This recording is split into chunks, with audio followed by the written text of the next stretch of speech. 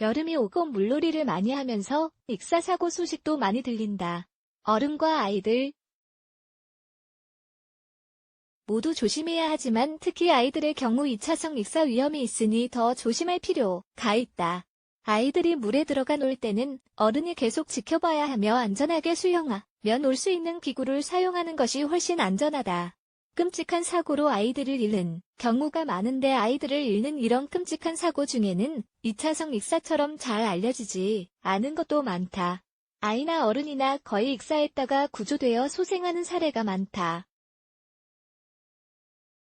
그러나 집에 무사히 돌아와서 갑자기 몇 시간 후나 며칠 후 아이가 피곤해하며 졸더니 잠에서 깨어나지 못하는 경우를 2차성 익사라고 한다. 이 글에서는 2차성 익사가 무엇인지 알아보고 이에 대비할 수 있는 방법을 설명하려 한다. 2차성 익사, 조용한 죽음. 최근에 일어났던 사건부터 이야기해보겠다.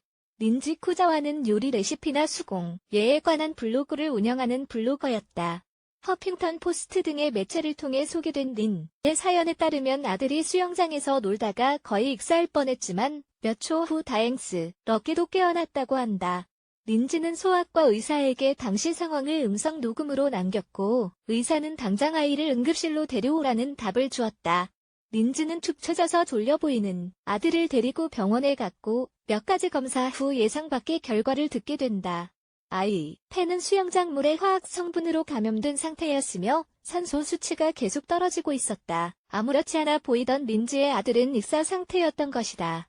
다행히 재빨리 응급실로 데려와서 치료하라고 말해준 의사 덕분에 아이가 살아날 수 있었던 것이다.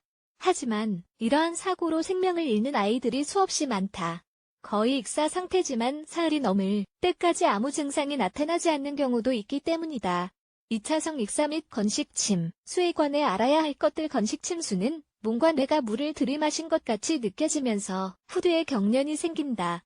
물이나 공기가 몸으로 들어가지 못하여 산소 부족으로 사망에 이르게 된다.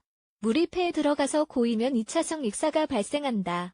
폐에 고인 물은 폐부종의 원인이 된다.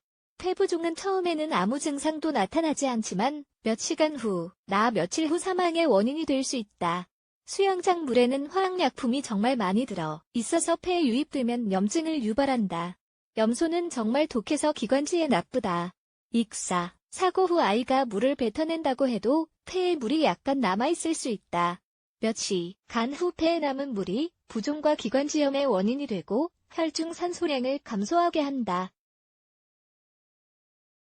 익사사고 대처법. 어린이 익사사고는 무조건 응급실로 환자를 데려가야 한다. 아이들, 이 물에서 놀고 있을 때 절대 눈을 떼지 않는다. 가능한 빨리 아이들에게 수영하는 법을 가르친다. 수영을 잘해도 아이들은 머리가 가볍고 수영장 어딘가에 걸릴 수도 있으니 계속해서 지켜봐야 한다. 여름철 아이들과 물가에서 즐겁게 지낼 때 이 글에서 설명한 사항들을 꼭 숙지하자.